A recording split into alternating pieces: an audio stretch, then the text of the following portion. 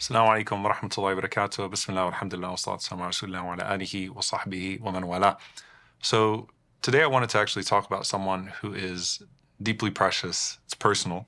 And inshallah ta'ala, I'll pull this out in a bit, inshallah ta'ala. I have a scroll to kind of show you all a very personal connection to this man. But he's been brought up in the last few episodes. His name is Abdullah ibn Ja'far. May Allah be pleased with them both. Abdullah, the son of Ja'far ibn Abi Talib. Now, if you have followed the story of Abdullah ibn Ja'far, he's very interesting in that he is the husband of Zaynab bint Ali. So the famous Zaynab, the sister of al-Hussein in Karbala, everything that comes with Zaynab al-Kubra. And then after Zaynab, he is also the husband of Kulthum bint Ali. May Allah be pleased with them all. And so he's married to two of the daughters of Ali. And as we said, Ali radiallahu ta'ala anhu used to like that his daughters would marry the sons of Ja'far. May Allah be pleased with them all. Abdullah, what makes him so special, subhanAllah, as I'm looking into his history in particular, is that his life actually intersects with so many of the significant events in Islamic history. And they are either deeply tragic, and mostly deeply tragic, or they give us another layer to an event in Islamic history that we celebrate. First and foremost, just where he was born. So Abdullah was actually born in Africa. He was born in Habasha. He's born in Abyssinie. And if you look at the companions of the Prophet ﷺ who migrated to Abyssinie to escape the persecution in Mecca, you'll find that there are some Habasha babies, right? Abyssinian babies that then came back to Medina and they joined the community there afterwards, but they were born in Abyssinie. And that just, helps to remind us that these companions settled in Abyssinie for a very long time, right? Some of them stayed behind for a very long time. There are years that take place in Abyssinie. Ja'far radiallahu ta'ala anhu obviously was the famous ambassador of the Prophet sallallahu alaihi wasallam to An-Najashi radiallahu anhu in Abyssinie. He is the one who represents the Muslims so beautifully, so profoundly. The Prophet ﷺ loves him and adores him, and he is the one who's standing in front of An-Najashi and securing, through his eloquence, through his wisdom, a place for the Muslims in Abyssinie. So Abdullah was born to Ja'far, and his mother is Asma bint Umays, radiallahu ta'ala anha. So Ja'far, radiallahu anhu, and Asma bint Umays, radiallahu anha. So you can imagine, growing up in Abyssinie. And why am I in Abyssinie? Well, you're the child of persecuted refugees from Mecca. Your asl, your default is Meccawi. You are a Meccan child, but you're born in Abyssinie because of the persecution that your parents felt. And so he takes to the climate of Abyssinie. That's all that he knows. And then at some point, he's on a boat now, not going back to Mecca. He never has seen Mecca, but going to Al-Madinah Munawwara, the place that the companions have migrated to. And so he boards this boat as a child with his parents, Ja'far and Asma, may Allah be pleased with them. And he's on this boat going to Medina, crossing the very difficult waters to get to Al-Madinah. And when they arrive in Medina, meet the Prophet sallallahu alaihi wasallam. You're seeing the Prophet sallallahu alaihi wasallam run to your father, and the Prophet sallallahu alaihi wasallam embracing your father, and the Prophet sallallahu alaihi wasallam saying, I don't know what I'm more happy about, Qudum Ja'far radiallahu ta'ala anhu, the coming of Ja'far, being reunited with my cousin Ja'far, or the victory at Khaybar, because that's the time period that the arrival of the boats from Abyssinie to Medina took place. So you were born to persecuted migrants in Abyssinie from Mecca. I think about the Palestinian story, subhanAllah. Your parents are from there. This is why you were born here. You don't actually return to Mecca, but you go from Abyssinie to Medina. There you meet the center of your parents' life and the lives of the companions, the Prophet sallallahu alaihi wasallam. And you're immediately brought in, and the Prophet sallallahu alaihi wasallam immediately pays attention to you because you're family to him. You're not just a follower of the Prophet sallallahu alaihi wasallam, you're family to him. Then your father goes to Jordan, right, in the Battle of Mu'tah. And your father becomes a martyr, one of the most famous shuhada of Mu'tah, where his arms are cut off in the battlefield of Mu'tah. And here you are in Medina, not the place that your parents came from, nor the place that you were born, and your father has been martyred thousands of miles away in the Battle of Mu'tah.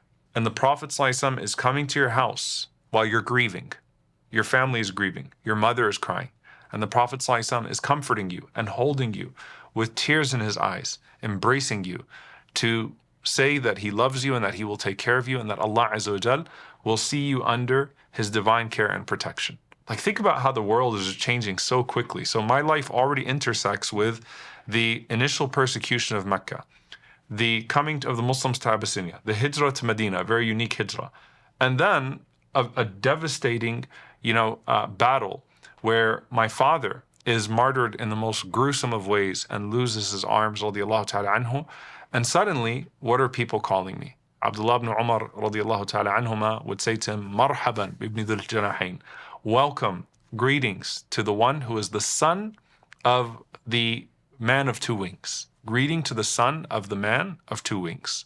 Ja'far radiallahu ta'ala anhu is the man with two wings, because the Prophet ﷺ mentioned that I saw Ja'far radiallahu ta'ala anhu flying in Jannah.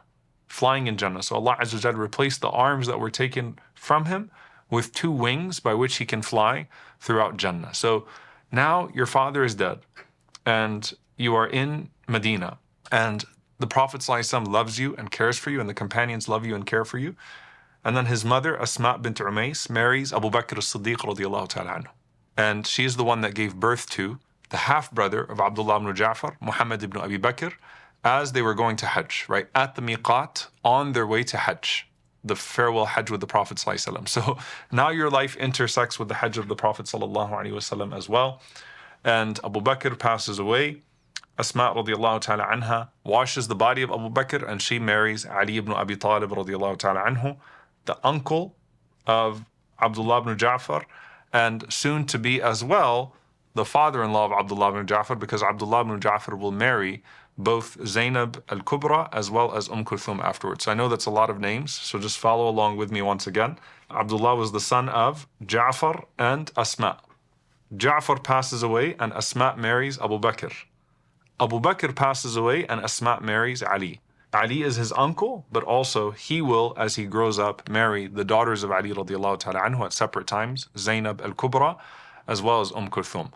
Now, he was about 10 years old when the Prophet ﷺ passed away, so he was very aware. It's not like he was too young to remember all of this happening. He was very aware with the hijra from Abyssinia to Medina. He was very aware with the martyrdom of his father. He was very aware with the death of the Prophet ﷺ then, who you can imagine, the Prophet ﷺ stepping into their lives after the death of his father, Ja'far radiallahu anhu, was very difficult. And now your life intersects with Karbala as well, because Zaynab was his wife and he lost his own sons. And subhanAllah, that entire episode of the painful martyrdom of Al-Hussein and the captivity of Zaynab, that's his wife. So now you intersect with that tragedy as well, the martyrdom of Al-Hussein radiallahu ta'ala anhu and some of your kids in Karbala, as well as the captivity of your wife in Karbala. She dies and you marry Kulthum. Kulthum has a tragic death, as we covered. Kulthum dies, and you have to witness that tragedy. All right, what is your ending going to be like? So subhanAllah, this actually introduces to us the last layer that I'll mention of today's episode of Islamic history. In the year 80 after Hijrah, there was something called Sayl al-Jahaf, which means the flood that wiped out everything. What's interesting about this flood is that it actually was not a widespread flood, but it was a storm that hit a very small area.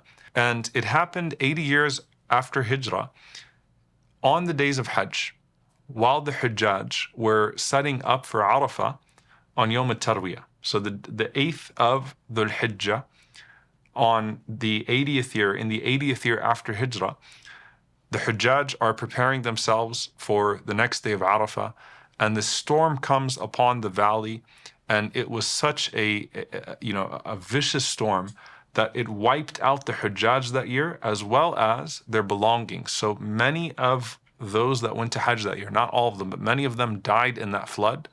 One of them was Abdullah ibn Ja'far radiallahu ta'ala anhuma. So you think, like, subhanAllah, his history, the persecution in Mecca, being born in Abyssinia, making hijrah on a boat from Abyssinia to Medina, his father dying in a faraway land in Jordan, the Prophet ﷺ dying in Medina, witnessing that, his wife going to Karbala, all of these things happening, and then his next wife dying a very tragic death in Kulthum. And then now you yourself pass away in Hajj, preparing yourself for Arafah in the 80th year after hijra. So he's truly a remarkable man. And subhanAllah, the reason why I mentioned it's very personal. You know, some of you have heard me talk about my mother, may Allah have mercy on her, and this is very precious. This was the scroll that my mother, may Allah have mercy on her, used to hang over her bed. And my mother was a descendant of Ja'far radiallahu ta'ala anhu, and they have a very beautiful tradition, subhanAllah, as the descendants of Ja'far, which there's so much tragedy and istishhad and martyrdom in that family, subhanAllah, that you can even see it at the top. But they have a history of passing down the scrolls, where if you look up at the top, you'll see Dhul Janahain, the possessor of two wings, being Ja'far radiallahu ta'ala anhu. And then right under Ja'far radiallahu ta'ala anhu, you see Abdullah. And then right under Abdullah ibn Ja'far, you see Ali.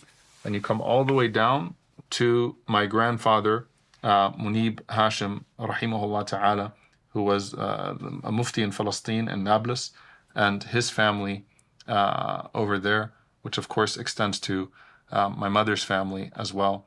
May Allah subhanahu wa ta'ala have mercy on them all. So this is very precious, because I used to grow up and I used to see this thing over the bed of my mother, and I didn't even ask her like questions about it until I was a lot older and could understand what it actually was. And it stayed over her bed, rahimahullah, for years after she had passed away. And it's something that the family of Ja'far radiallahu ta'ala anhu and the descendants of Abdullah, so you can actually see Ibn Dhul Janahain, you know, the son of the possessor of two wings. Like there's a visual to when Abdullah ibn Umar would call him that. May Allah subhanahu wa ta'ala be pleased with them all. And again, it's a reminder that sometimes Allah subhanahu wa ta'ala chooses certain families for difficulty. And that was surely the case with the family of the Prophet sallallahu alaihi wasallam, that they were chosen for certain difficulties, but that's because they were promised certain rewards as well. So may Allah be pleased with him, and may Allah azza wa jal be pleased with the family and the companions of the Prophet sallallahu alaihi wasallam. Allahumma ameen. Jazakumullahu khairan. Wassalamu alaikum wa rahmatullahi wa barakatuh.